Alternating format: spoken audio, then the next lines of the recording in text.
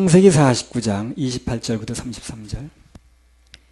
이들은 이스라엘의 12지파라. 이와 같이 그 아비가 그들에게 말하고 그들에게 축복하였으되 곧 그들 각인의 분량대로 축복하였더라. 그가 그들에게 명하여 가로되 내가 내 열조에게로 돌아가리니 나를 헷사람 에브론의 밭에 있는 굴에 우리 부요조와 함께 장사하라.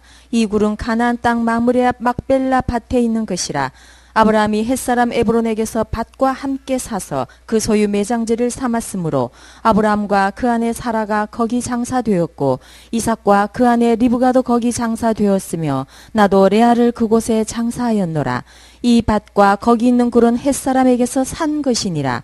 야곱이 아들에게 명하기를 마치고 그 발을 침상에 거두고 기운이 지나여 그 열조에게로 돌아갔더라. 자, 우리 창세기 50장 1절에서 14절을 더 읽어보세요. 요셉이 아비 얼굴에 굽으려 울며 입 맞추고 그 수종 의사에게 명하여 향재료로 아비의 몸에 넣게 하매 의사가 이스라엘에게 그대로 하되 40일이 걸렸으니 향재를 넣는 데는 이 날수가 걸림이며 애굽 사람들은 70일 동안 그를 위하여 곡하였더라. 곡하는 기간이 지나매 요셉이 바로의 궁에 말하여 가로되 내가 너희에게 은혜를 입었으면 청컨대 바로의 귀에 고하기를 우리 아버지가 나로 맹세하게 하여 이르되 내가 죽거든 가나안 땅에 내가 파서둔 묘실에 나를 장사하라 하였나니 나로 올라가서 내 아버지를 장사하게 하소서. 내가 다시 오리이다 하라 하였더니 바로가 가로되 그가 네게 시킨 맹세대로 올라가서 내 아비를 장사하라. 요셉이 자기 아비를 장사하러 올라가니 바로의 모든 신하와 바로 궁의 장로들과 애굽 땅의 모든 장로와 요셉의 온 집과 그 형제들과 그 아비의 집이 그와 함께 올라가고 그들의 어린아이들과 양떼와 소떼만 고센 땅에 남겼으며 병거와 기병이 요셉을 따라 올라가니 그 때가 심히 컸더라. 그들이 요단강 건너편 아닷 타작마당에 이르러 거기서 크게 호곡하고 애통하며 요셉이 아비를 위하여 7일 동안 애곡하였더니 그 땅 거민 가나안 백성들이 아단 마당의 애통을 보고 가로되 이는 애굽 사람의 큰 애통이라 하였으므로 그 땅 이름을 아벨 미스라임이라 하였으니 곧 요단강 건너편이더라. 야곱의 아들들이 부명을 쫓아 행하여 그를 가나안 땅으로 메어다가 마므레 앞 막벨라 밭굴에 장사하였으니 이는 아브라함이 헷 족속 에브론에게 밭과 함께 사서 소유 매장지를 삼은 곳이더라. 요셉이 아비를 장사한 후에 자기 형제와 호상궁과 함께 애굽으로 돌아왔더라. 예. 그러니까 이제 야곱의 장례식 얘기가 이렇게 길게 써놓은 거예요. 1절부터 14절까지가 그 야곱의 장례식 얘기입니다. 그 장례식 얘기를 길게 써놨네요. 설교 제목이 뭐냐면요, 알맹이와 껍데기예요. 지난주에 이상 모든 것은요 다 알맹이가 있는가 하면 껍데기가 있습니다. 그렇죠? 알맹이만 있는 것도 없고 껍데기만 있는 것도 뭐 없어요. 원래 다 그 알맹이와 껍데기 같이 있었던 겁니다. 그래서 껍데기와 알맹이로 구성이 되어 있다고 해도 과언이 아니라고 말이죠. 자, 그래서 인생에서 가장 중요한 건 뭐냐면 그 껍데기들 중에서 어떻게 하면 그 알맹이를 찾느냐 하는 거예요. 어떻게 하면 그 껍데기 중에서 알맹이를 찾느냐, 그 작업이 중요한 겁니다. 그래서 다행히 그 인생에서 알맹이를 찾은 사람은 성공하는 사람이고 껍데기만 손에 쥐고 있는 사람은 실패자다 이렇게 부르는 거죠. 그렇죠?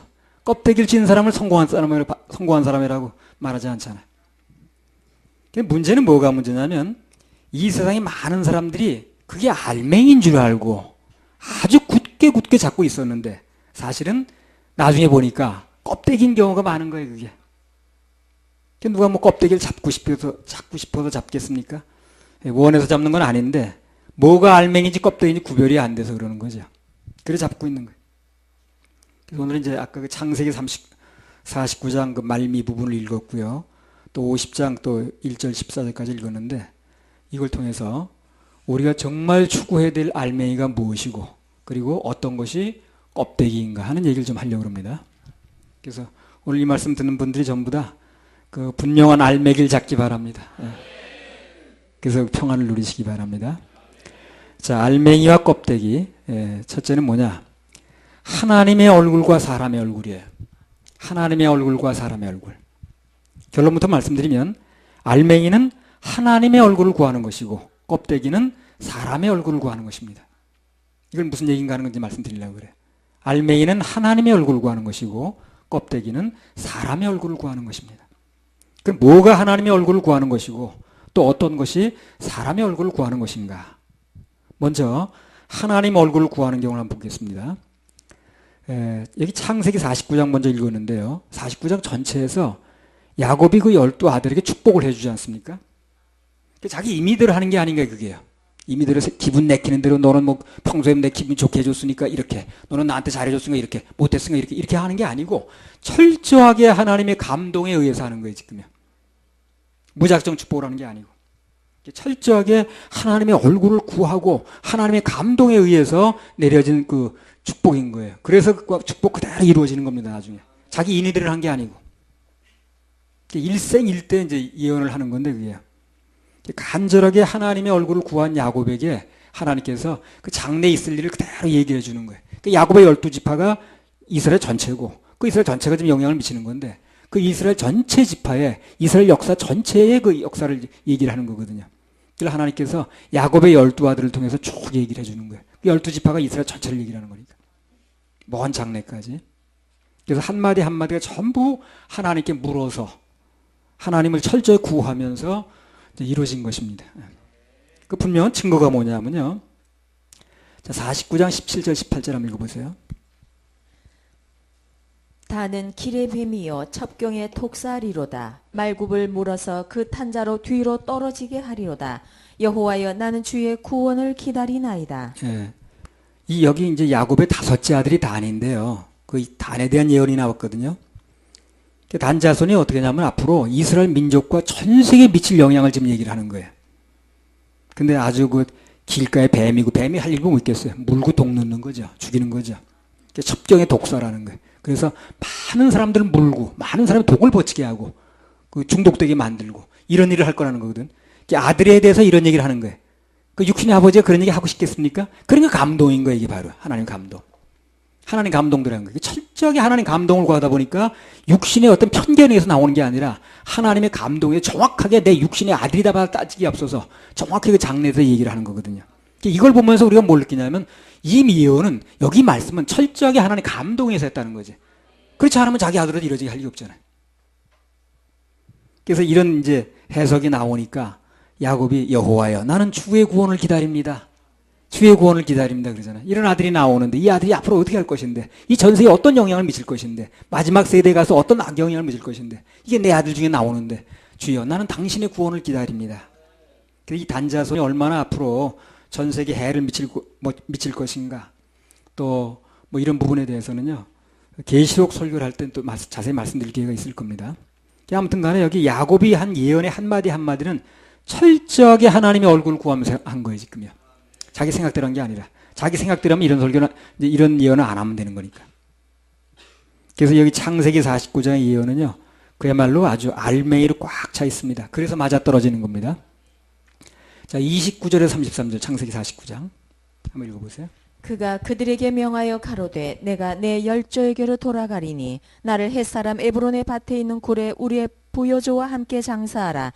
이 굴은 가나안 땅 마므레아 막벨라 밭에 있는 것이라. 아브라함이 햇사람 에브론에게서 밭과 함께 사서 그 소유 매장지를 삼았으므로 아브라함과 그 아내 사라가 거기 장사되었고 이삭과 그 아내 리브가도 거기 장사되었으며 나도 레아를 그곳에 장사하였노라. 이 밭과 거기 있는 굴은 햇사람에게서 산 것이니라. 야곱이 아들에게 명하기를 마치고 그 발을 침상에 거두고 기운이 지나여 그 열조에게로 돌아갔더라. 자, 여기 보면 야곱이 숨을 거두기 전에요. 자기가 죽고 난 뒤에 그 시신 처리 문제를 얘기를 하는 거예요. 자기 이제 유해, 이제 시신을 아브라함과 이삭과 자기의 큰 부인이 레아죠. 그 레아를 같이 어디다 묻었냐면 막벨라 굴이라는 데 이제 묻었어요. 거기 나도 같이 묻어달라고 이제 간곡하게 얘기를 하는 거예요. 이 막벨라 굴이라는 이름 뜻이 뭐냐면 되돌아온다 그런 뜻이에요. 그 무초석에 나옵니다. 되돌아온다. 언젠가 되돌아올 걸 계산해 두고 이 굴을 사놓은 거예요. 그래서 큰 부인도 거기다 묻었고 그 할아버지 아브라함, 아버지 이삭 다 묻었는데 나도 거기 묻히게 해달라는 거예요. 거기 묻히려면 어떻게 됩니까? 가나안 땅으로 들어가야죠. 야곱 자신의 그 마지막 임종 순간에 이 자기의 그 장지 문제를 얘기를 하는 겁니다. 이게 왜 그러냐면요. 그게 바로 하나님의 얼굴을 구하는 거예요, 지금요. 알맹이를 구하는 겁니다. 그러니까 이 앞으로 이 장지를 어디다 정하느냐에 따라서 이스라엘 민족이 앞으로 장래가 결정이 되는 거거든, 이게. 이스라엘 민족이 나중에 출애굽해가지고 하나님께서 허락하신 그 약속의 땅으로 들어갈 거란 예언을 미리 해놓으셨거든요. 그게 철저하게 믿어지니까 여기서 얼마를 살든 간에 우리는 반드시 민족적으로 거기 갈 거라고 생각하는 거예요. 거기다 이제 무덤을 얘기를 하는 거예요. 숨이 끊어진 순간까지 그 예언을 그렇게 신경 쓰는 거예요, 지금요. 어떻게 해서든지 하나님의 예언이 이루어지는 쪽으로 자기도 맞추는 거예요. 그러니까 이제 하나님의 철저히 얼굴을 구하는 거예요, 이 사람이. 그 얼굴을 구해서 이루어진 일은 나중에 보면 다 알맹이로 나타납니다. 무슨 일이 벌어져도 하나님의 얼굴을 구하고 그분의 말씀에 근거해서 결정하고 나갔던 일들은 현재 어떤 난관이 부딪혀도 나중에 전부 알맹이가 됩니다. 거두어지는 거예요. 이 출애굽이라는 게 이제 이스라엘 장래와 전 세계의 이제 운명에 걸린 문제거든요, 이게요. 이스라엘 민족이 나오는 것만 의미하는 게 아니고 출애굽의 영적인 의미가 죄로부터 탈출이죠, 그죠? 우리 구원을 의미하는 거예요, 이 출애굽이. 구원의 시초가 출애굽부터 시작이 되는 겁니다. 이게 출애굽기 이제 영적인 의미가 죄로부터 탈출인데, 그래서 우리 구원의 시초가 출애굽부터 이루어지는 거거든요. 이스라엘 백성들 유월절 어린 양의 피를 문 임방과 설치에 바르지 않습니까? 그래서 우리도 어린 양 예수의 피로 죄 사함 받고 영원한 천국, 둘째 사망을 면하는 거거든요. 피를 바른다는 공통점이 있는 거예요. 그래서 이스라엘 사람들의 잔치가 아니고 유월절이 우리 똑같이 우리 잔치가 되는 겁니다. 그래도 개인적으로 유월절이 있어야 되는 거예요. 그래서 누가 뭐랬든 간에 그 사람이 개인적으로 예수님 보혈로 자기 죄가 가리워지고 그리고 사망의 그 저주가 넘어가는 그 순간 유월절이 있어야 된다고요. 근데 오늘날 유월절이 없는 사람이 많아요. 유월절이 없는 목사가 많고 유월절이 없는 장로도 많고 유월절이 없는 집사도 많아요. 그러니까 유월절 얘기를 할 필요가 없는 거예요. 없으니까. 그러니까 유월절이 없다는 건 바꿔 말하면 뭡니까 지금. 출애굽이 안 된 거예요 지금요. 출애굽도 안 하고 가나안 땅 얘기를 하는 거예요 지금. 출애굽을 해놓고 가나안 땅에 들어가는 건데 출애굽을 안 한 상태라 그래놓고 지금 가나안 땅 얘기를 하는 거지. 희망사항일 뿐이지 들어갈 수 없습니다. 그래서 이 출애굽이라는 게 이스라엘은 물론이고 우리 온 인류에게도 절대적으로 중요합니다. 유월절 어린 양의 피를 발라서 피를 바르고 애굽을 떠나야 그리스도인으로서 여정이 비로소 시작이 되는 거거든. 시작도 하는 사람이 많은 거예요. 참 보면 그냥 너무너무 인자한 목사도 많고 너무너무 그냥 아주 그냥 마음 좋아가지고 마음 넓어가지고 그냥 그렇게 그냥 교인들 잘 그냥 그런 사람 목회는 잘해요. 목회 경영은 잘해요. 그래서 사람도 많이 모입니다. 근데 문제는 거기서 알맹이가 안 나온다는 게 문제예요. 출발을 안 했으니까 알맹이를 들어가지 못하는 거예요. 그래서 이제 이 야곱의 장지 문제를 얘기를 하는 게 그 개인의 문제라기보다 우리 온 인류의 장래가 달린 겁니다. 이게 하나님의 관심사입니다. 이 야곱이 죽는 순간까지 그걸 얘기를 하는 거예요. 지금 장지 문제를. 하나님의 일을 먼저 생각하는 겁니다. 그래서 하나님의 일이 뭔가를 생각하는 사람이 결국 그 인생이 알맹이에요. 알맹이는 하나님의 일을 먼저 생각하는 거예요. 그래서 우리 이 세상 살면서 정말 마지막까지 신경 쓰고 마무리해야 될 핵심이 무엇인가? 죄로부터 출애굽입니다. 구원 문제. 이걸 분명히 해야 되는 거예요. 이게 안 되면 그 사람은 계속 놀아도 계속 애굽 안에서 노는 거예요. 출애굽이 안 됐으니까. 가나안 땅에 들어갈 수 없습니다. 가나안 땅에 상징하는 바가 영적인 천국을 얘기하는 거거든요. 그러니까 천국 들어갈 수 없어요. 그러니까 가나안 땅에 들어갈 수 없는 사람과는 이제 선을 그어야 되겠죠. 그래서 우리 교회는 다른 것보다도 그 천국 들어가는 알맹이에 신경을 써야 됩니다. 야곱은 죽는 순간까지 그걸 여기서 이제 얘기를 하는 거예요. 거기에 신경을 쓰는 거예요. 끝까지 하나님의 얼굴 구하는 겁니다. 그래서 그 인생이 진짜 알맹이를 추구했던 야곱이 그 믿음대로 진짜 참된 안식에 들어갔습니다. 자, 49장 33절. 야곱이 아들에게 명하기를 마치고 그 발을 침상에 거두고 기운이 지나여 그 열조에게로 돌아갔더라. 예, 그러니까 여기 그가 열조에로 돌아갔다는 것은 단순히 야곱의 시신이 지금 막벨라굴에 묻힌 걸 얘기를 하는 게 아니라 그 열조들이 들어가 안식하고 있는 낙원으로 들어갔다는 얘기를 하는 겁니다. 마지막 숨을 내쉬는 순간 모든 것이 끝난 것이 아니고 영원한 평화와 안식으로 시작이라. 우리 마찬가지입니다. 우리 이 세상에서 마지막 숨을 쉬는 순간 끝나는 게 아니에요.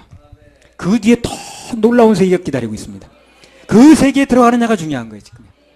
정말 강조할 것은 그것이라. 정말 우리 인생이 어느 날 끝났을 때, 오늘인지 내일인지 몇 년 후인지 끝났을 때 그때 우리가 어디로 갈 것인가? 어디서 만날 것인가? 오늘 밤 내 영혼 죽으면 어디서 만날까 하는 찬송이 기절이 있으니까 뺐더라고요, 지금 찬송에. 예. 인생의 진짜 알맹이는 살아생전 숨 쉴 때 예수 그리스도를 내 개인의 구세주로 모시는 겁니다. 무슨 구세주로? 내 죄를 완벽하게 해결하신 구세주. 십자가에서 내 지옥 갈 모든 죄를 싹 해결하신 구세주. 그분으로 믿고 받아들이는 거예요. 그게 알맹이입니다. 그게 정말 중요한 거예요. 죽어 세상 떠날 때 언젠가 주님 품에 안겨서 영원한 복락을 누리는 거. 그거 이상 알맹이는 없습니다. 천국은 알맹이만 들어갑니다. 근데 지금 그런 의미에서 보면 상당수의 사람들이 보면 껍데기를 추구하고 있는 거예요. 그래서 누구든지 그 인생에서 예수 그리스도를 만난 사람은 그 인생이 성공입니다. 알맹이를 잡은 거니까. 자, 알맹이 잡은 사람이 그렇고요. 껍데기 잡은 사람은 또 누구냐? 그게 이제 50장 1절에 14절에 나오는데 아까 읽었죠? 그 1장부터 14절까지는 무슨 얘기입니까? 전부 야곱의 장례식 얘기를 하는 거예요. 아주 전무후무한 장례식이 벌어졌어요. 거창한 장례식이 벌어졌습니다. 3절만 한번 읽어보세요. 40일이 걸렸으니 향 재료를 넣는 데는 이 날수가 걸림이며 애굽 사람들은 70일 동안 그를 위하여 곡하였더라. 예. 그래서 여기 3절에 보니까요. 시신에 향 재료만 넣는 데만 40일이 걸렸다는 거예요.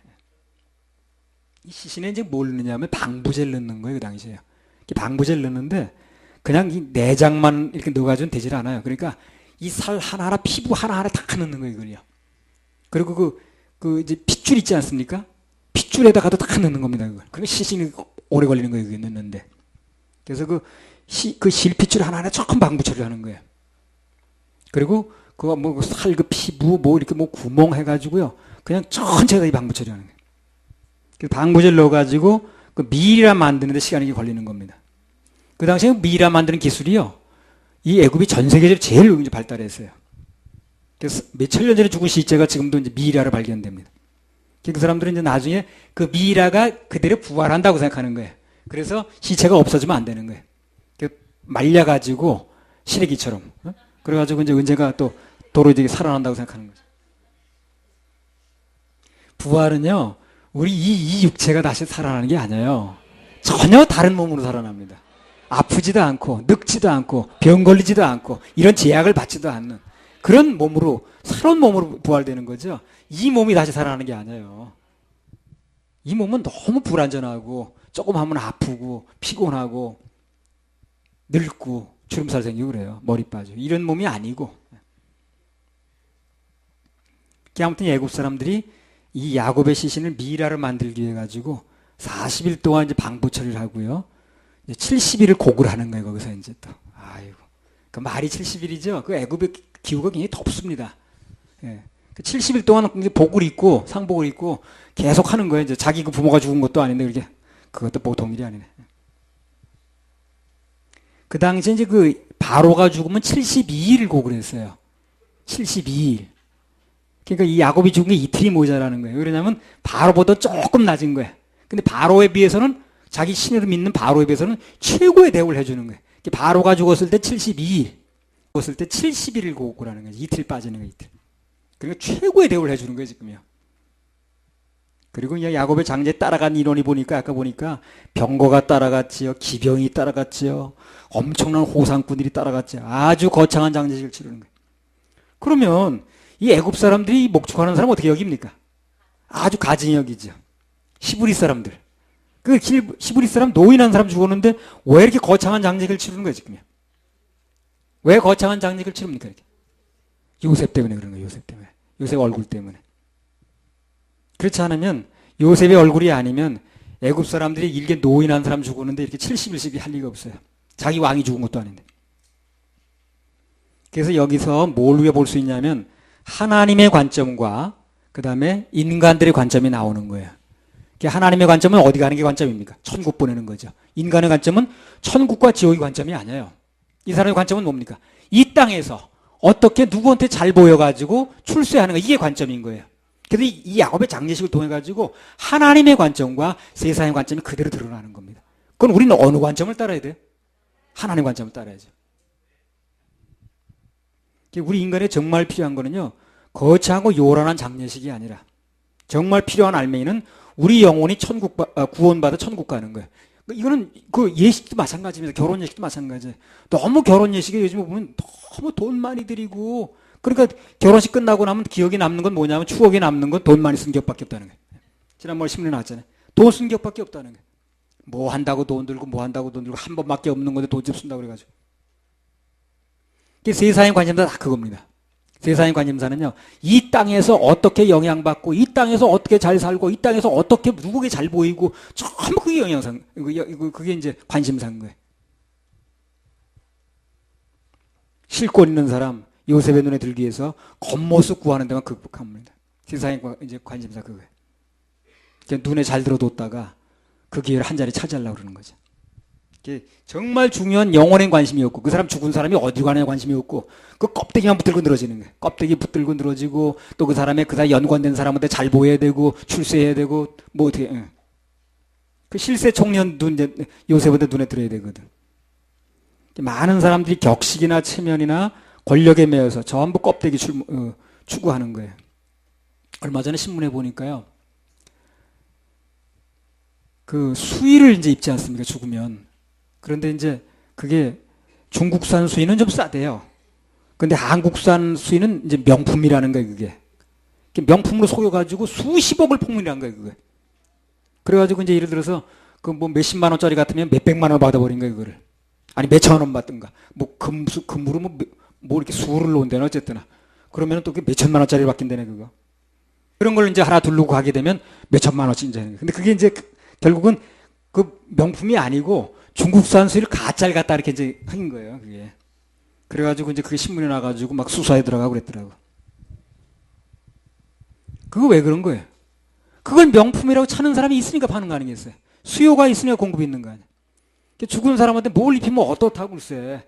그걸 갖다 그렇게 입힌다고 몇천만 원씩 드리는 거예요. 그래서 속아가지고 또 그걸. 진짜도 아니고. 죽으면요, 그냥 입던 옷 그냥 입고 가면 됩니다. 입었던 또 그거 뭐 자기 입었던 옷 중에서 그냥 괜찮은 옷 입으면 돼요. 그러고 가면 되는 거지. 뭘 이렇게 수일 입히나 그래 그거. 거기다 몇십만 원 들리고 뭐 전혀 없는 거예요. 그냥 뭐 자기 입었던 옷 그냥 어차피 타올 거니까 그거. 입었던 옷 누가 또 있겠어요. 그러니까 그 입었던 옷 중에서 그냥 그 사람 즐겨 입었던 옷 입고 가면 돼요 그냥. 뭘 이렇게 돈을 들이나 걷다가. 정말 죽은 다음에 그 사람이 영혼이 어디 가느냐 중요한 거지. 그 관 속에 들어가서 뭐 화자하거나 묻거나 할 텐데 그게 무슨 소용이 있다고 그랬어요. 거기다 몇천만 원 들였는데 사기당했다고 뭐 고소라고 난리나 그래. 그런 거, 그러니까 한마디로 말하면 그 껍데기들끼리 일어나는 일이라 그게. 알맹이들은 그런 일을 안 합니다. 알맹이는 영혼에 관심이 있지, 그런 껍데기 관심이 있잖아요. 그래서 껍데기를 추구하는 것은 어떤 게 됐든 간에 나중에 전부 보면 꽝입니다. 오늘 애굽 사람들이 껍데기 추구해가지고 그렇게 뭐 70일을 고구를 하고 누가 해달랄 것도 아닌데. 그리고 막 70일을 고구를 하고 격식을 갖추고 그렇게 했죠. 그러면 그렇게 한 사람들이 출세했습니까? 출세했단 말이 없어요, 성경에. 그래서 세상 껍데기를 잡는 사람도 꽝인 거예요, 그래서. 나중에요, 이 하나님만 추구하고 바라봤던 요셉의 장례식에도 말미에 얘기를 하거든요. 그건 이제 그때 가서 말씀드릴게요. 하나님의 권력과 사람의 권력이 다르다는 거예요. 하나님의 얼굴 구했던 사람은 결국에는 알맹이를 얻어요. 세상에 어찌 살았든 간에. 근데 사람의 얼굴을 쫓아갔던 사람은 결국은 아무것도 얻는 게 없습니다. 나는 요셉의 얼굴 때문에 이렇게 했던 사람들이 난 뭘 한 자리 차지했다는 얘기 들은 적이 없어요. 사람들이 요즘에 어떻게 해서 그렇게 된 건지, 교회 다니는 사람들도 전부 이 껍데기만 추구해요. 그래가지고 그냥 그냥 뭐 집사라는 사람이 관심이 전부 진급 운지하는가, 우리 학교 아이들 좋은 학교 가는가, 그게 관심이야. 꽉 차 있는 거야 거기에. 그 사람의 영혼이 어떻게 되는가, 내 영혼이 지금 어떻게 되는가, 이 관심이 아니고. 교회가 뭐 좀 잘못하고 있는 거예요. 교회가 지금 영혼의 관심을 믿음의 결국은 구원이라고 그랬는데, 그죠? 영혼 구원이네. 진짜 현명한 사람들은 살아생전에 그런 껍데기가 아닌 알맹이를 잡는데 그 인생의 모든 것을 아낌없이 투자합니다. 그럼 세상 것은 저절로 얻어져요. 세상 거 얻어집니다.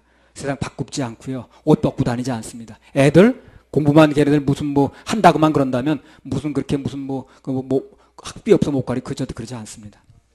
그런 거 안 따져도 하나님이 다 공급해 주셔요. 우리는 어디 신경을 써야 되는가? 영혼이 어떻게 되는가? 지금 죽어도 어디 가는가? 여기 알맹이에 신경을 써야지. 그리고 살아생전 하나님의 사명에 심고 투자하고. 그게 바로 하나님 얼굴 구하는 것이고 알맹이를 잡는 겁니다. 예. 오늘 야곱의 장례식 자체가 영원한 본향을 사모하고 알맹이를 추구하는 사람들과 껍데기를 잡으려는 사람들의 차이점을 극명하게 보여주는 거예요. 야곱은 그런 거 요구하지 않았어요. 내가 죽으면 분명한 것은 가나안 땅에 들어가야 되니까 가나안 땅에 들어갈 수 있는 게다 나 묻어줘. 그밖에 얘기한 게 없어요. 근데 사람들 그건 관심 안 두고 막 이 사람한테 누구한테 잘 보여가지고 뭘 어떻게 하는가 그냥 그래가지고 쓸데없이 70일 동안 고구라고 그러는 거지. 그래서 우리 그리스도인들은요, 하나님의 자녀들은 이 세상 살면서 시시때때로 순간순간 알맹이가 무엇인가 여기에 신경을 써야 됩니다. 자녀들 뭐 어디 시집장가 어떻게 잘 가고 못 가고 아무것도 잘 가면 좋죠. 주님이 하시는 거니까. 중요한 것은 자녀들의 영혼 문제는 어떻게 될 것인가, 내 영혼 문제는 어떻게 될 것인가, 이런 데 신경을 써야 되는 거예요. 자, 본문이 말하는 또 하나의 알맹이와 껍데기는 뭐냐? 하나님의 말씀과 환경입니다. 하나님 말씀은 알맹이고 환경은 껍데기예요. 자, 50장 15절에서 21절.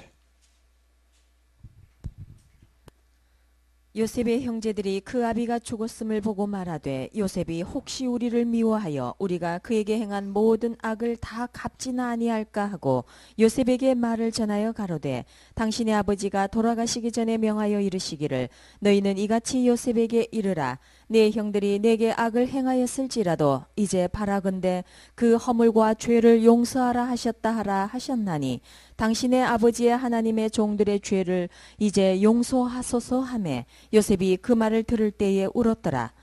그 형들이 또 친히 와서 요셉의 앞에 엎드려 가로되 우리는 당신의 종이니이다. 요셉이 그들에게 이르되 두려워 마소서 내가 하나님을 대신하리이까 당신들은 나를 해하려 하였으나 하나님은 그것을 선으로 바꾸사 오늘과 같이 만민의 생명을 구원하게 하시려 하셨나니 당신들은 두려워 마소서 내가 당신들과 당신들의 자녀를 기르리이다 하고 그들을 간곡한 말로 위로하였더라. 자, 야곱이 죽었죠. 그러니까 형들이 비상이 걸렸어요. 그래가지고 야, 우리가 지은 죄가 있는데 이거 해결이 안 된 거예요. 지은 죄가. 그러니까 야, 이거 어떻게 될 것인가 이제. 방패로 삼았던 아버지가 죽었으니 어떨 것인가. 불안에 떠는 거예요. 형들이 이제 자기네끼리 회의를 열었습니다. 이제 그래가지고 밤새도 궁리를 하는 거예요. 어떻게 하면 좋겠어 이거. 요셉이 지금 이제 아버지가 없으니까 원수 갚으려고 나올 텐데 분명히 아니라고 그랬는데도. 그래가지고 아주 궁리 해가지고 내린 결론이 뭐냐면 사람들을 보내가지고 아버지가 살았을 때 우리들 손대지 말고 용서해주라고 뭐 그렇게 말했다. 그걸 전해주라고 이제 그렇게 결론을 낸 거예요. 누가 전해주러 가야지 이제 이걸. 그 전해주러 누가 갔을 것 같아요, 여러분? 그 전해주는 말을 누가 갔을 것 같아? 누굴 시켰을 것 같아? 베냐민 시켰을 것 같아. 네, 베냐민 시켜야 되거든. 베냐민은 그 동생 아니야 지금. 그러니까 그 요셉한테 중요 인물이거든. 같은 동복이니까. 그러니까 틀림없이 성경에 안 나왔지만 베냐민 시켰을 겁니다. 야, 너 가가지 말이야. 아주 처량한 얼굴 지면서 아주 인정. 형 보기에, 너네 형 보기에 아주 그냥 동정심이 우러나오는 얼굴 지면서, 아버지가 그렇게 애처로운 얼굴 지면서, 살아생전에, 돌아가시기 전에, 형 없을 때, 우리들 다 용서해주라고 그랬다고, 저 형들 다 용서해주라고 그렇게 말했다, 그 말을. 시켰을 겁니다. 그러니까 그 말을 듣는 순간 요셉이 기가 막혀서 울었다고 그랬어요. 아이고, 형들이 이거 영 지금 내 말을 못 믿고 있구만, 지금. 과거에 저지른 죄에 대해서 요셉이 어떤 생각을 가지고 있었습니까? 자, 45장 4절에서 8절 읽어보세요. 창세기 45장. 이거 지금 우리들이 지금 이러고 있어요. 세상에 많은 사람 지금 이러고 있습니다. 예수님의 보혈의 공로를 믿지 않고 예수님의 죄사함을 믿지 않고 이미 기억지 않는다고 잊지 않고 지금 이 형들처럼 이러고 있다는 거예요. 사람들이요. 전부 이러고 있는 거예요. 이 형들 얘기가 아닌 거예요. 지금요. 지금 살고 있는 사람들 얘기예요. 요셉이 형들에게 이르되 내게로 가까이 오소서. 그들이 가까이 가니 가로되 나는 당신들의 아우 요셉이니 당신들이 애굽의 판자라. 당신들이 나를 이곳에 팔았으므로 근심하지 마소서. 한탄하지 마소서. 하나님이 생명을 구원하시려고 나를 당신들 앞서 보내셨나이다. 이 땅에 2년 동안 흉년이 들었으나 아직 5년은 기경도 못하고 추수도 못할지라. 하나님이 큰 구원으로 당신들의 생명을 보존하고 당신들의 후손을 세상에 두시려고 나를 당신들 앞서 보내셨나니 그런즉 나를 이리로 보낸 자는 당신들이 아니요 하나님이시라. 하나님이 나로 바로의 아비를 삼으시며 그 온 집의 주를 삼으시며 애굽 온 땅의 치리자를 삼으셨나이다. 자, 얘기의 요점이 뭡니까? 나는 당신들이 팔아서 온 게 아니고 하나님의 계획과 사명에서 움직였기 때문에 전혀 그 일에 관해서 당신은 근심할 필요가 없다. 자책할 필요도 없고 불안해하지 말라고 그랬잖아요. 그 일은 사람의 일이 아니라 하나님의 일이기 때문에 이미 다 용서가 된 것이고 요셉은 더 이상 그 일에 관해서 기억지 않는다고 그랬습니다. 그래서 문하세예요. 기억지 않는다고. 히브리서 10장에 나온 얘기가 문하세입니다. 그게. 더 이상 우리 죄를 기억지 않는다고 그랬죠. 그게 문하세라는 얘기라 그게. 요셉이 문하세 시킨다는 얘기 바로 그거예요. 그래서 당신들의 과거 일을 전혀 기억지 않겠다. 다 용서해 주겠다. 그리고 하나님의 일이기 때문에 당신들이 한 것도 아니고 하나님의 일 때문에 왔다 갔다 한 거기 때문에 당신들이 해서 놀아나는 게 아니기 때문에 당신들이 나에 대해서 자책감을 가질 필요도 없고 근심할 필요도 없고 그리고 불안할 필요가 없다. 그리고 그들이 단 한 번도 자기가 이 한 말을 뒤집은 적이 없습니다. 요셉이. 그렇죠? 뒤집은 적이 없어요. 더 이상 그것에 대해서 재론한 적도 없고 일단 모든 걸 용서해 준 건데 뭐. 용서는 요셉이 했는데 문제는 그 용서가 그들에게 통하지 않는 거예요. 이게 문제예요. 오늘날도 예수님은 다 용서를 해놓으셨는데 그 다 해놓으신 용서가 그들 마음에 통하지 않는 거예요. 안 통하게 자꾸 만들어 놓으니까 사람들이. 그래도 뭘 네가 해야 된다고만 말하니까. 그러니까 예수님이 다 해놓으신 게 그 마음속에 이루어지지 않게 만드는 거예요. 자꾸만. 그러니까 요셉이 울듯이 지금 주님이 우시는 겁니다. 요셉의 그 말이 전혀 변함이 없는데 용서해 주겠다, 기억지 않겠다 하는 말이 전혀 변함이 없는데도 불구하고 형들이 자꾸 불안함을 느끼는 거예요. 그래가지고 또 요셉한테 사람을 또 보내고 아주 그냥 막 전전긍긍하고 물론 이 지난 일을 용서해 준다는 얘기를 듣긴 들어서 이 사람들이 그들 앞에서 얘기를 해준 거니까. 근데 형들 입장에서는 그게 왜 안 믿어집니까? 지금은 환경이 달라졌다고 보는 거예요. 입장이 달라졌다고 보는 거예요. 그때는 아버지가 살았을 때니까. 그러니까 아버지가 그래도 방파매기가 되니까 그랬었지만 지금 아버지가 안 계시잖아. 지금 죽었잖아. 그러니까 방파매기가 없다. 환경이 달라졌다고 생각하는 거예요. 형편이 달라졌다고 생각하는 거예요. 그러니까 여기 형들은요, 전에 지은 죄를 모두 용서했다는 요셉의 말의 기준 두는 게 아니라 육신의 아버지가 죽었냐 살았냐 환경의 기준을 두는 거예요. 그러니까 안 되는 거예요. 이 사람들이. 말씀의 기준을 둬야 되는데 그 아버지가 살아있는 거야 죽은 거야 있는 거야 없는 거야 그 환경과 형편의 기준을 두니까 안 되는 거예요. 오늘날도 왜 안 됩니까? 사람들이 안 되는 건 뭐예요? 하나님 말씀의 기준을 두면 안 될 리가 없거든. 예수 그리스도는 어제나 오늘이나 영원토록 동일하니까 자꾸 환경의 기준을 두는 거예요. 그때만 해도 내가 나이가 어렸을 때 죄가 별로 없었는데 그 뒤로 내가 죄를 많이 졌거든. 지난 여름에도 이런 졌거든. 뭐 이런 얘기. 한마디로 말하면 이 형들이 두려움은 뭐냐면 근본적으로 요셉의 말에 대한 불신에서 오는 겁니다. 지금.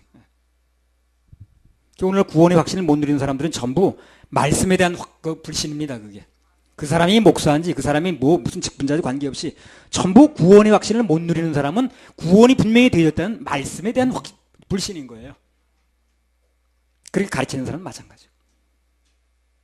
그러니까 이 요셉의 눈물을 흘리도록 만든 게요.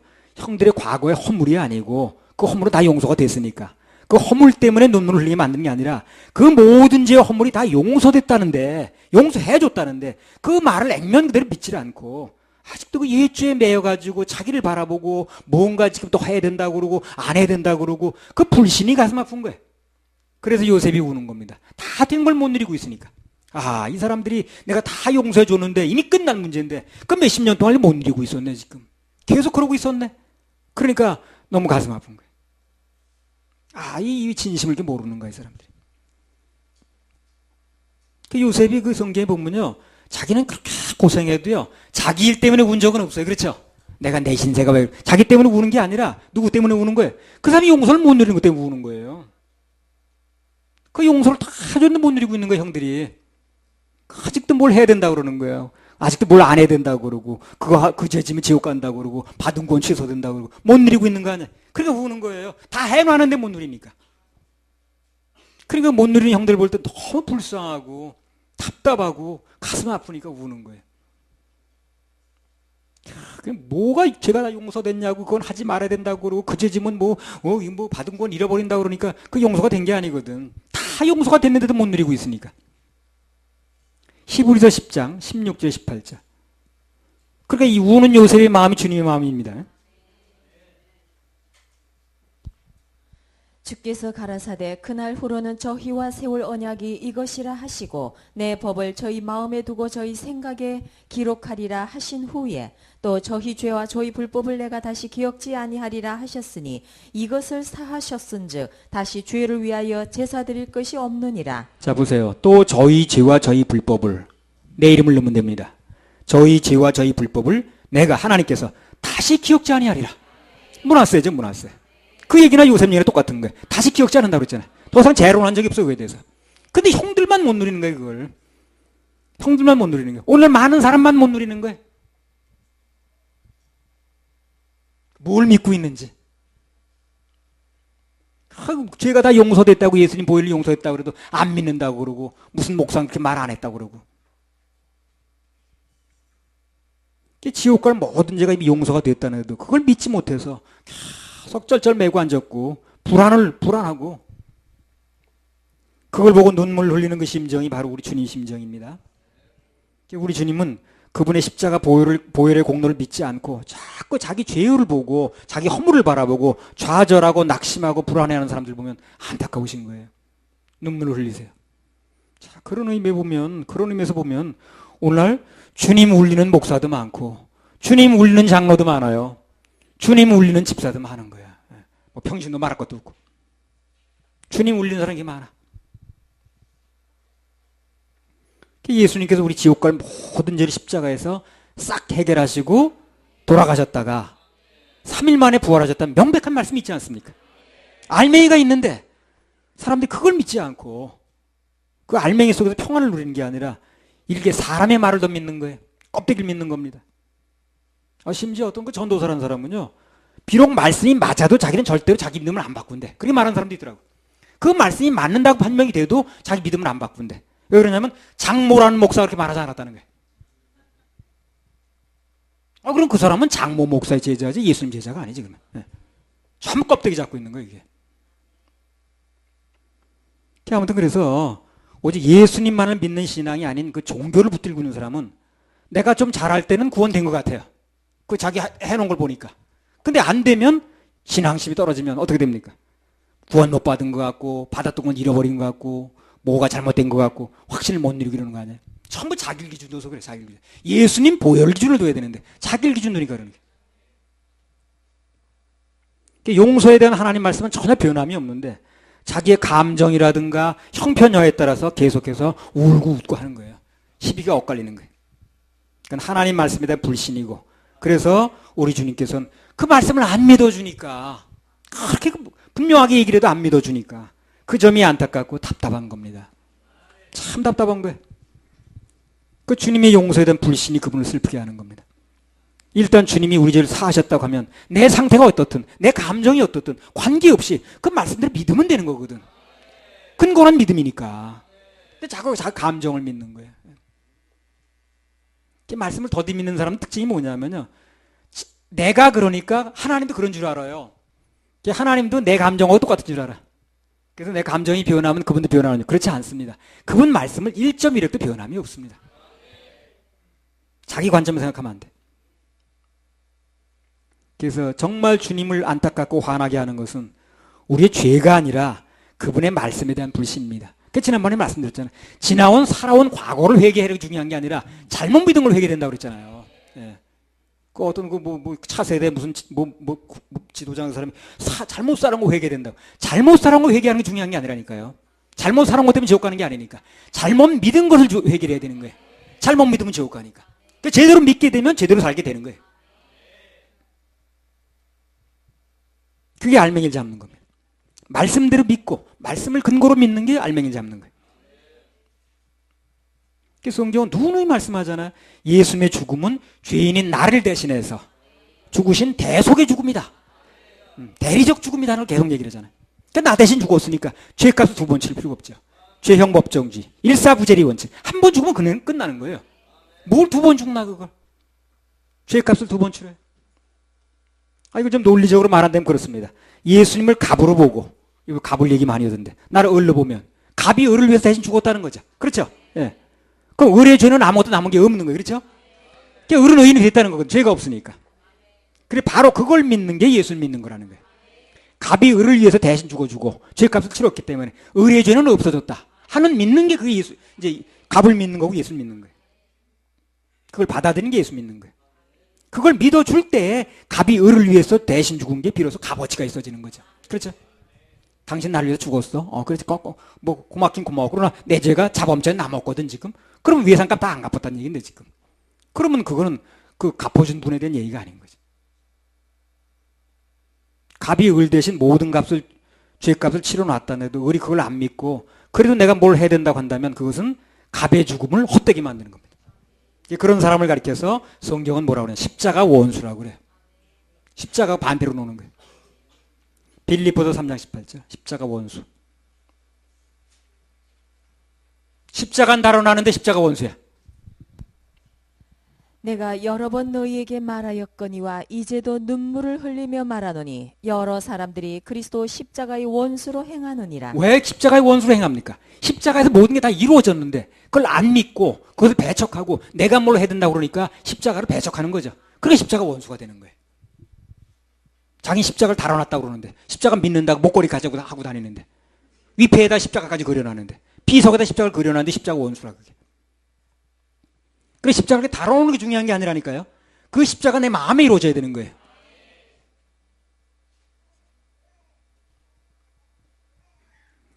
그래서 아무튼 그래서 예수님께서 내 죄를 대신해 죽으셨다고 말은 하는데 그 죄사함의 확신을 못 누리는 게 그게 논리의 모순이라.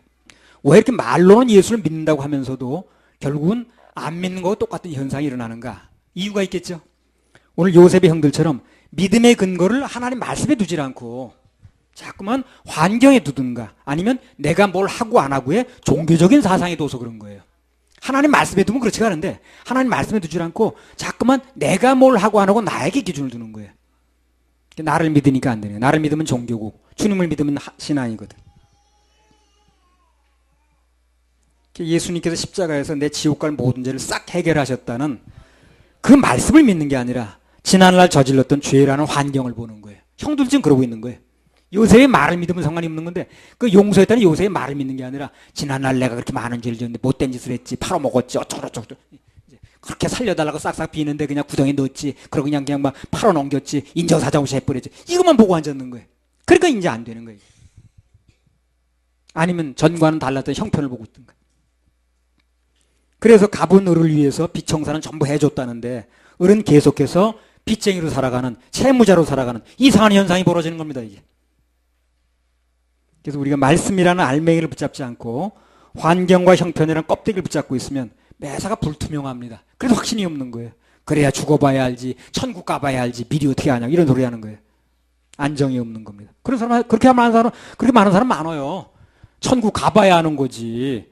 믿음이라는 거 끝까지 가봐야 되는 건지 미리 어떻게 말하냐고 그런 말 많다니까요.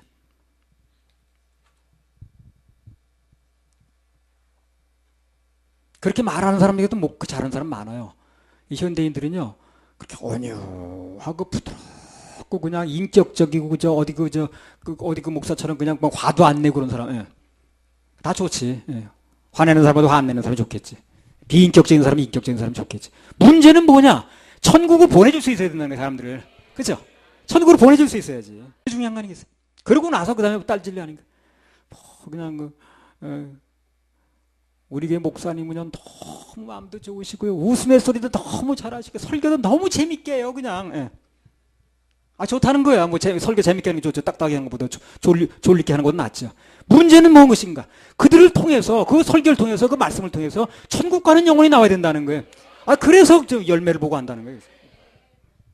그래서 사람들 전부 껍데기만 봐. 사람을 겉을 본다더니 껍데기만 봐가지고 너무너무 그냥 아주 인자하고 재밌고 인격적이고 화도 안 내고 그런다는 거예요.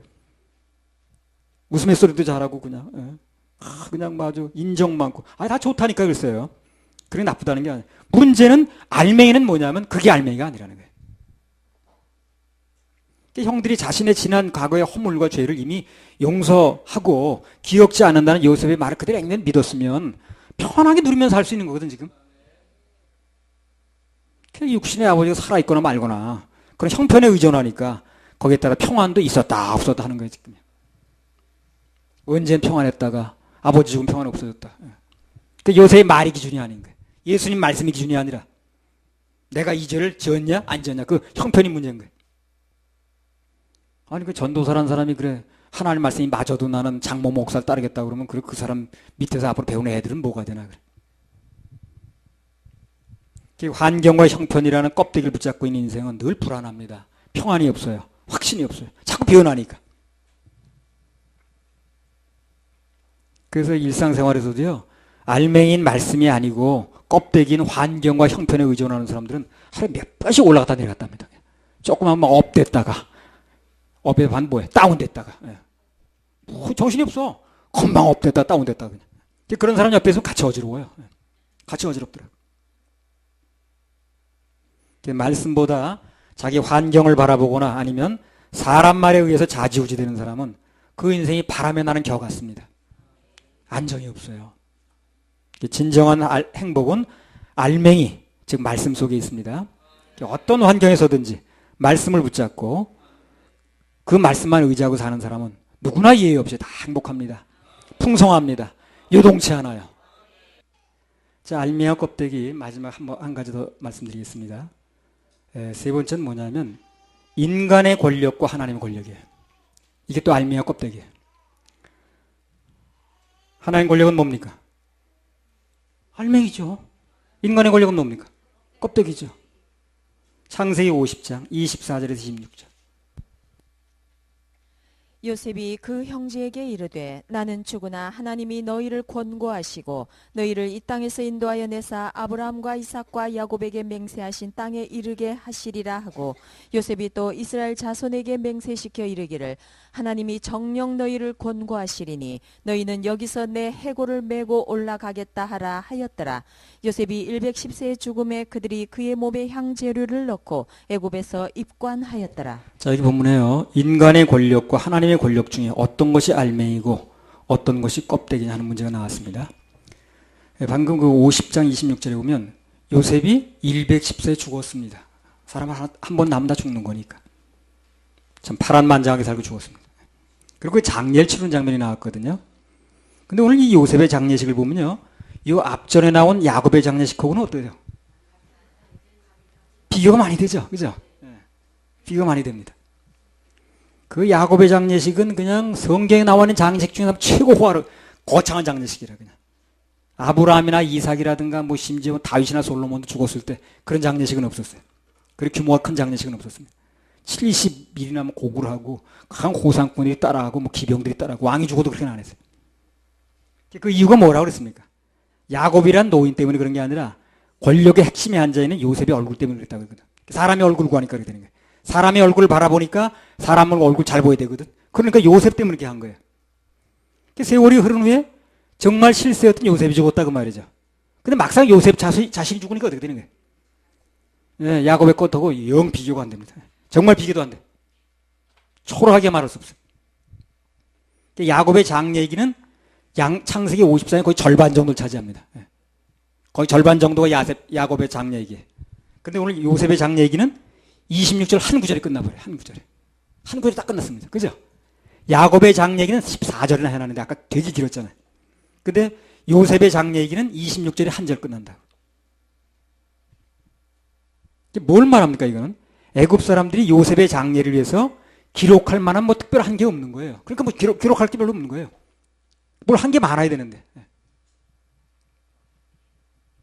우리 옛날 속담에 그런 말이 있죠. 정승집 개가 죽으면 조문객이 문전성실 이뤄요. 개님이 돌아가셨다고. 견공께서 돌아가셨다고.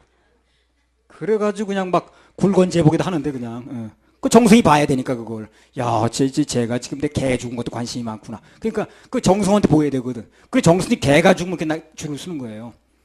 그 정성 자신이 죽으면 어떻게 되는 거예요? 일절 없습니다. 볼 게 없는 거예요. 개미 한 마리 얼씬한거립니다. 뭐든 끝났거든. 여기 요셉의 죽이가 그런 식이라. 요셉의 죽음이. 야곱이 죽었을 때는 요셉의 권세가 있으니까 70일 동안이나 곡굴 하고 말이야. 빨리 장례 치렀으면 좋겠는데 요셉의 마음은 그거예요. 빨리 치렀으면 좋겠는데 그냥 뭐 시키지도 않았는데 그냥 70일이나 하고 아니라고. 이 위대한 분이 돌아가셨는데 어떻게 금방 끝내냐고 그래가지고 그냥 쫓아오지 말라고 우리끼리 가족끼리 간다는데도 쫓아와가지고 그냥 그 난리쳤던 사람들이 정작 요셉이 죽으니까 단 며칠도 고글했다는 기록이 없어요. 성대한 장례식을 치렀다는 기록도 없고. 그게 바로 세상의 인심이라니까. 세상 권력의 무상함이고. 인간 권력은 그래서 뭡니까? 껍데기예요, 껍데기예요.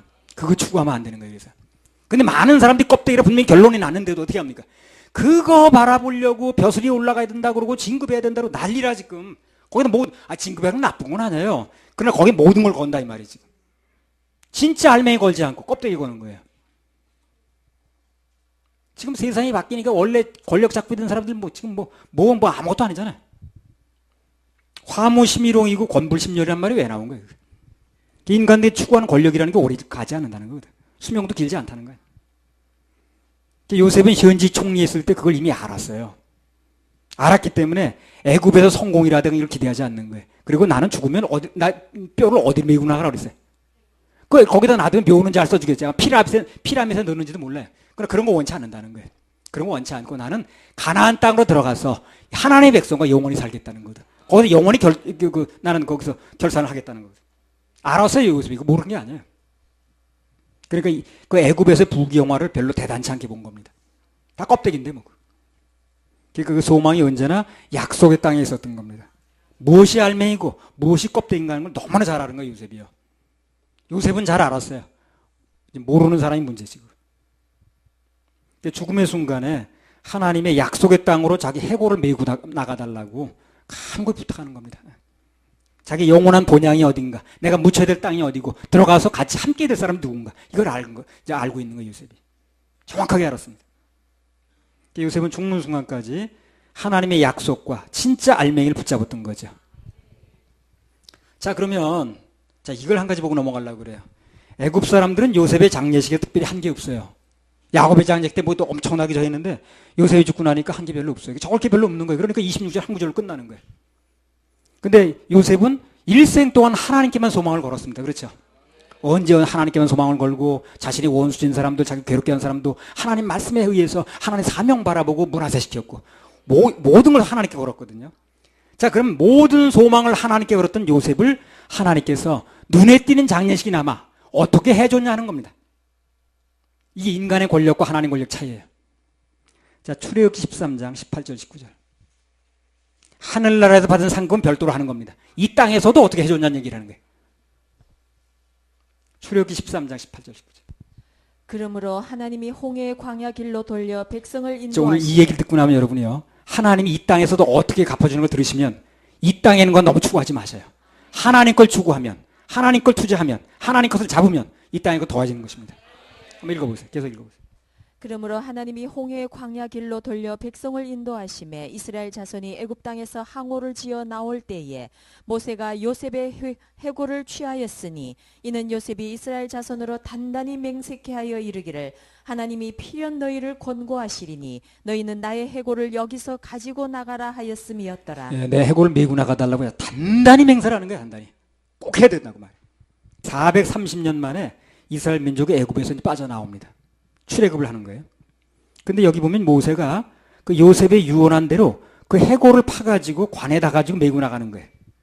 그리고 약속의 땅인 가나안 땅에 들어갈 때까지 무려 40년 동안 메고 다녔습니다. 해골을. 관에 넣어가지고. 출애굽기 12장에 보면 애굽에서 나온 숫자가 장정만 60만이라고 나왔어요.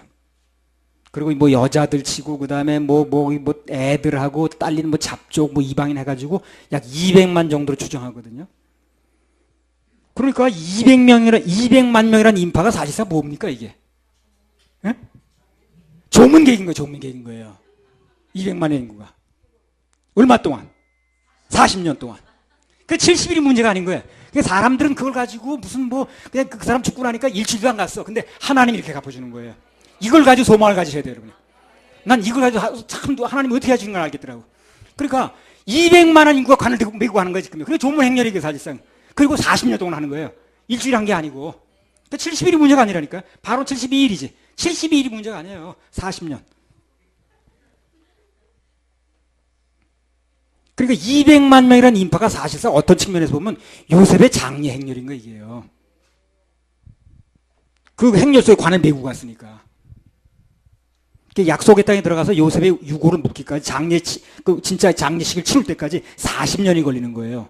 40년 동안 지금 장례식을 하는 거예요. 이런 장례식이 세상 전체에 없어요. 하나님의 권력과 사람 권력의 차이라 이게.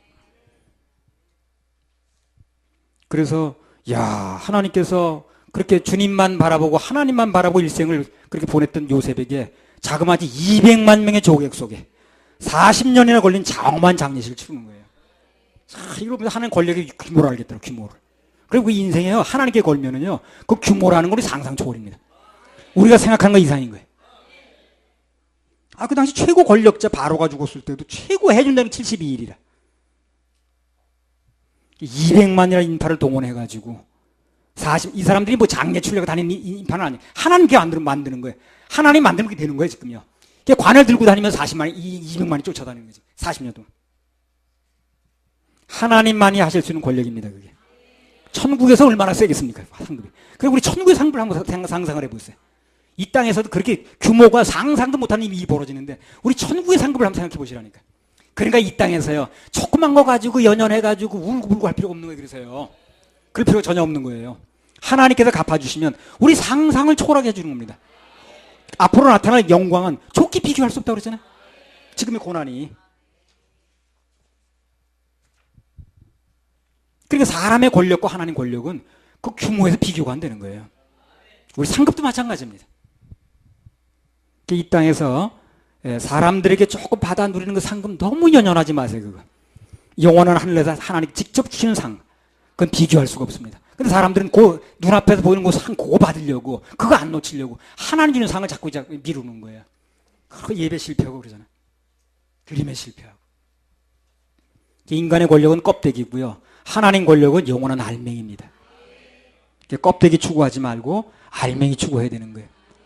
나 이거 보면서 그래, 맞아. 하나님의 권력을 추구해야 되는구나. 하나님의 갚아주심을 추구해야 되는구나. 그걸 바라봐야 되는구나. 근데 인생에 상상 초월의 역사가 일어나는구나. 로마서 8장 18절. 생각건대 현재의 고난은 장차 우리에게 나타날 영광과 좋게 비교할 수 없도다. 그래요. 현재 고난은 좀 있다 할지라도 장차 우리에게 나타날 영광과 좋게 비교할 수 없다. 그렇죠. 누가 장례를 40년 치르는 사람 누가 비교를 하겠어요? 200만 인구가 따라다니는 그 장례식 누가 비교하겠냐고. 아무리 사람이 대통령이 죽어도. 그럴 수는 없거든. 그러니까 비교할 수 없다는 거예요. 상상을 할 수 없는 거예요. 이게. 히브리서 11장 16절.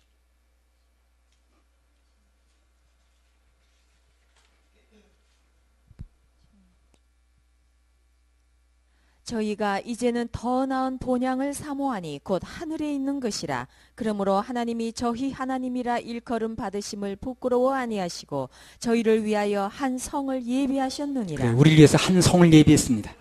히브리서 11장에 나오는 모든 믿음의 선진들이 한결같이 바라는 게 뭐냐면 저희가 이제는 더 나은 본향을 바라본다는 거예요. 한 성을 예비하셨는데, 천국을 예비하셨는데, 거룩한 성, 새 예루살렘 성을 예비하셨는데 그걸 바라보고 한다는 거예요. 그걸 바라보고 갔던 사람들이 전부 히브리서 11장에 올라가더라는 겁니다. 그래서 우리에게는 감히 상상도 할 수 없는, 그 200만이나 동원해서 하는 장례식을 상상할 수 없듯이, 그래서 상상도 할 수 없는 찬란한 본향과 상상을 초월한 상급이 기다리고 있는 것입니다. 그걸 믿으셔야 돼요. 그걸 바라봐야 됩니다. 사람들이 그걸 모르니까 맨날 껍데기만 잡으려고, 그 껍데기 인생이 되는 거예요. 그래서 그 껍데기 잡으려고 그것 때문에 울고 웃고 모든 걸 다 걸어. 그냥 잡아봤자 껍데기인데. 그래서 우리는 정말 알맹이인 하나님의 권세를 찾아야 됩니다. 그게 영원한 것이고 확실한 겁니다. 할렐루야. 우리 하나님께 박수 올려드려요. 자, 오늘 말씀을 정리하겠습니다. 오늘 말씀이 제목이 뭐였던가요? 알맹이와 껍데기. 첫 번째 알맹이와 껍데기 뭡니까? 하나님의 얼굴을 구하는 것이 알맹이고 사람의 얼굴을 구하는 건 껍데기라고 그랬습니다. 근데 많은 사람들이 껍데기 구하려다가 껍데기 무서워서 껍데기 신경 쓰다가 알맹이를 놓치는 거예요. 교계 어른이 무서워서 껍데기 구하는 거죠. 하나님의 얼굴 구하는 게 알맹이입니다. 두 번째는 뭡니까? 알맹이 껍데기. 말씀을 쫓는 것과 환경을 쫓는 것 차이라고 그랬어요. 그래서 환경을 쫓는 것은 환경이 눈에 앞에 보이니까 실감나게 보이긴 하지만 그냥 껍데기입니다. 그러나 말씀은 눈에 안 보여도 그 말씀 그대로 이루어지니까 알맹이입니다. 그래서 알맹이인 말씀이 그렇다고 했으면 그걸 믿어야 되는 거예요. 너희 죄를 기억지 않는다고 알맹이가 말씀하셨으면 그걸 믿어야 되는 거예요. 장모 목사가 말하는 게 중요한 게 아니고. 그래서 현명한 사람은 예수님과 또한 그 말씀이라는 알맹이를 찾아서 그것을 믿고 죄사함을 받고 그 인생에 행복과 평안을 누리는 것입니다. 어리석은 사람 계속 환경만 쫓아다녀. 껍데기 영향만 받아. 그러다 불안한 종말을 맞는 거지. 마지막으로 인간의 권력은 우선 그렇다게 보이고 힘이 있고 매력 있어 보이지만 결국은 껍데기라고 그랬어요. 요셉이 죽고 나니 껍데기야. 아무것도 없는 거예요. 야곱이 죽었을 때는 그 권력 보고 막 했는데 정작 요셉이 죽고 나니 껍데기더라는 거죠. 그 반면에 부와 귀와 그 모든 것의 원천인 하나님의 권력은 영원하다. 규모가 상상 초월이다. 그래서 우리 결론적으로 말씀드리면 우리 하나님의 자녀들은 절대로 껍데기 인생이 될 수가 없습니다. 왜 그렇습니까? 알맹이 중에 알맹이신 예수 그리스도를 만났으니까. 예수 그리스도를 마음속에 모시고 있으니까 껍데기가 될 수가 없어요. 예수 그리스도를 만난 인생은 껍데기가 될 수가 없습니다. 내 생명이 알맹이인데 뭐. 그래서 아무튼 그래서 그 인생에서 예수 그리스도를 만난 분들은 진짜 알맹이를 찾은 거니까 자부심을 가지시고 행복하고 보람된 인생을 사시기 바랍니다. 할렐루야. 우리 하나님께 박수 올려드려요.